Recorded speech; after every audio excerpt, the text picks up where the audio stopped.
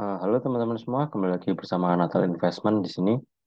Pada kesempatan kali ini saya akan membahas emiten yang berhubungan dengan oil and gas ya, yaitu ada Akra Corporation. Ini perusahaan swasta teman, berbeda dengan Pertamina. Baik, tanpa berlama-lama lagi, mari kita bahas laporan keuangan kuartal pertamanya. Nah, kalau kita lihat di sini, kasnya mengalami penurunan ya teman-teman, dari 2,2 triliun ke 1,7 triliun. Aset lanjutnya juga mengalami penurunan dari 13,5 triliun ke 12,5 triliun. Total asetnya mengalami penurunan juga dari 25,2 triliun ke 23,8 triliun. Liabilitas selanjutnya mengalami penurunan yang signifikan ini teman-teman. Dari 10,5 triliun ke 7,3 triliun. Total liabilitasnya juga mengalami penurunan dari 13,5 triliun ke 10,02 triliun. Dan total ekuitasnya mengalami peningkatan teman-teman. Ini indikasi yang baik ya. Dari 9,7 triliun ke 11,5 triliun. Nah, ini indikasi yang baik. Kenapa? Karena ekuitasnya bertambah sedangkan liabilitasnya itu berkurang. Ini berarti manajemennya baik.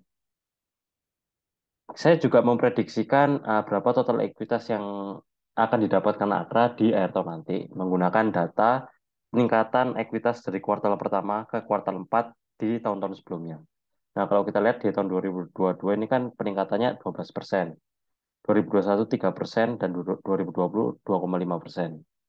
Nah, ini saya menggunakan angka yang ya cukup subjektif lah dan bisa dibilang konservatif, berbeda dengan tahun lalu, yaitu 5% saja, sehingga ekuitas yang diperoleh Akra di akhir tahun ini adalah 12,1 triliun. Baik, kita lanjut ke income statement-nya. Revenue-nya sendiri mengalami peningkatan ya teman-teman. Dari 10,1 triliun ke 10,9 triliun, tidak terlalu signifikan ya. Hanya 8% saja. Gross profit-nya mengalami peningkatan yang cukup signifikan dari 738 miliar ke 1,07 triliun. Operating income-nya mengalami peningkatan 50%-an, cukup signifikan, bagus. Dari 530 miliar ke 811 miliar. Net income-nya juga mengalami peningkatan yang signifikan dari 427 miliar ke 607 miliar.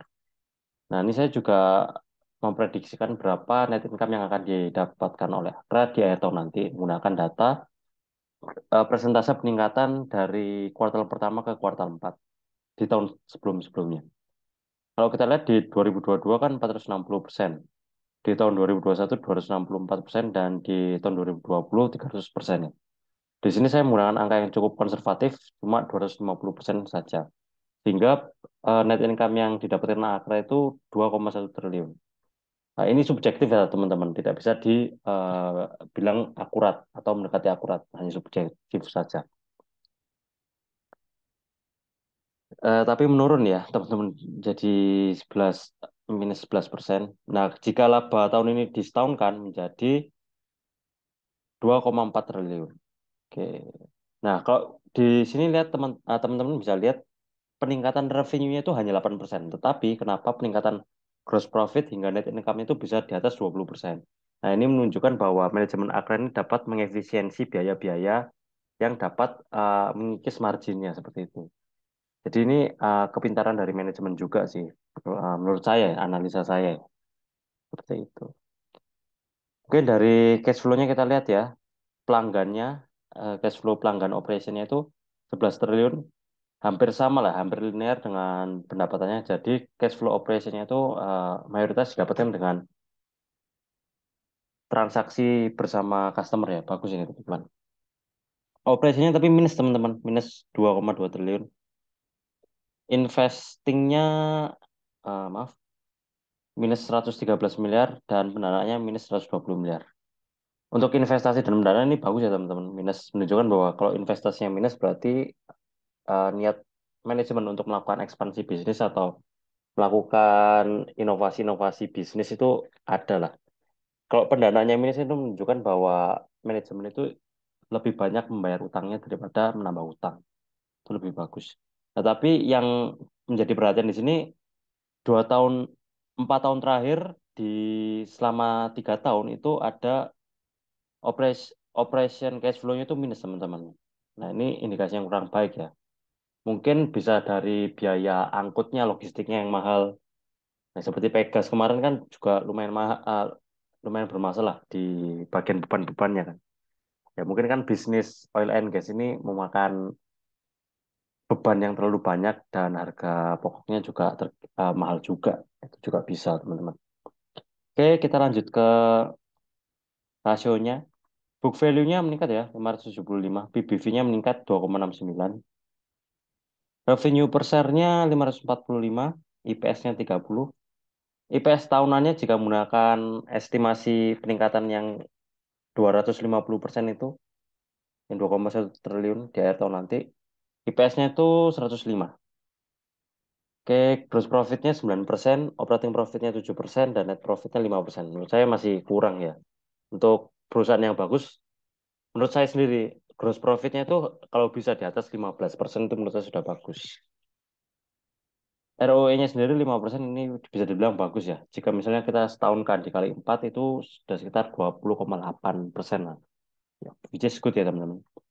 ROA-nya 2,55%. Oke, debt to equity rasionya 0,9 bagus ya teman-teman. Jadi total ekuitasnya lebih besar daripada total liabilitasnya. Jadi kemungkinan untuk pilot sangat kecil sekali ya. Current rasionya 1,72 tebal sekali ya teman-teman. Jadi aset lancarnya ini lebih besar 1,7 kali daripada liabilitas lancarnya. Nah, kalau kita lihat di sini kan 12,5 triliun aset lancarnya. Liabilitas lancarnya cuma 7,3 triliun. Jadi bisa dilunasi semua utang lancarnya dengan aset lancar yang dimiliki oleh perusahaan. Itu bagus. Tapi kalau kita lihat di sini, cash ratio-nya cuma 0,2, menandakan bahwa cash-nya ini hanya bisa mengcover 20% dari liabilitas lancarnya. Nah, kalau kita lihat kan kasnya 1,7 triliun. Liabilitas lancarnya lebih besar nih, 7,3 triliun. Jadi tidak bisa mengcover semuanya. Ya, bisa dibilang kurang bagus ya dari segi kas rasio saja. Tapi kalau dari segi rasio lain, rasio likuiditas yang lain itu bagus Akra ini. Oke, lanjut ke PE rasio 51,2 di kuartal pertama ini. Bisa dibilang cukup mahal ya teman-teman. Kalau misalnya teman-teman yang menganut value investing. Per tahunannya menggunakan estimasi 105 ini 14,6. Jika menggunakan laba yang diannualize atau disetahunkan menjadi 11,4. Untuk dividen yieldnya sendiri, nah tahun ini kan Alkra sudah mengeluarkan pengumuman ya. DPR totalnya itu 50 final kalau nggak salah. Dan di interimnya 25 kemarin. Atau kebalik, saya lupa ya. Tapi totalnya 75 untuk tahun buku 2022 ini. Sehingga DPR-nya itu 62% dan yield-nya itu 8%. Itu cukup tinggi ya, bisa dibilang. Nah, kita di dua tahun sebelumnya lagi itu DPR-nya itu sampai di atas 100%, teman-teman. Pakai kasnya untuk bayar dividen. Ya, tidak apa-apa sih kalau manajemen ingin memenuhi memenuhi apa ya tugasnya ke investor gitu. Apa tanggung jawabnya lah ke investor. Tapi kan seharusnya manajemen itu harus bisa membuat pemetaan lah mana yang harus dijadikan dividen, mana yang harus digunakan untuk ekspansi bisnis. Menurut saya seperti itu. Nah, di sini saya eh, menganalisa lah, ibaratnya memforecast lah berapa dividen yang akan dibayarkan oleh Akra di tahun buku 2023. Nah, misalnya ini menggunakan IPS yang 105 ini ya. Misalnya 30% saja, DPS-nya itu 36. DPS-nya 36 dan yield-nya itu cuma 2,35%. Ini cuma forecast saja ya, cuma uh, prediksi lah ibaratnya. Coba kalau misalnya 50, 60 per share sama yield-nya 3,9% turun. Jadi ini tidak bisa dijadikan patokan lah, tapi hanya forecast saja berdasarkan data historis. Baik, kita lanjut ke valuasi harga wajarnya ya. Asumsi growth-nya 20% saja. Ya, kita menggunakan ini pendapatannya. CAGR 4 tahun dari revenue 20%. IPS-nya 105. Kita pakai yang ini. Jadi didapatkan IPS asumsinya 127 dipotong sama inflasi jadi 119 ditambah dengan book value 575. Jadi 695. Dan harga sekarang di 1.300 dan margin of safety-nya minus 98%. Nah, menurut saya sendiri ini Akra ini perusahaan yang bagus ya. Dan kalau teman-teman secara bisnis lihat ya, eh, kan Akra ini punya gas station ya atau pom bensin yang sudah cukup tersebar di Indonesia selain Pertamina. Nah, kalau kita rasakan nih, saya sudah merasakan ya, kualitas dari bensin Akra sendiri ya, dan perusahaan swasta lain itu lebih enak, walaupun agak mahal sedikit ya dibanding dengan Pertamina. Dan secara pelayanan menurut saya lebih nyaman lah di Akra. Mungkin secara bisnis ke depan ini Akra bisa bisa bagus lah untuk mendorong harga sahamnya. Nah, mungkin yang dapat dilakukan sama manajemen itu adalah mengembangkan inovasi-inovasi produk seperti itu, dan meluaskan gas stationnya lah. Kan ibarat cuma di satu kota itu bisa dihitung jari lah. Tidak seperti Pertamina yang bisa di mana-mana. Itu namanya juga BUMN ya. Itu seperti itu. Tapi secara valuasi sendiri menurut saya sudah mahal ya teman-teman.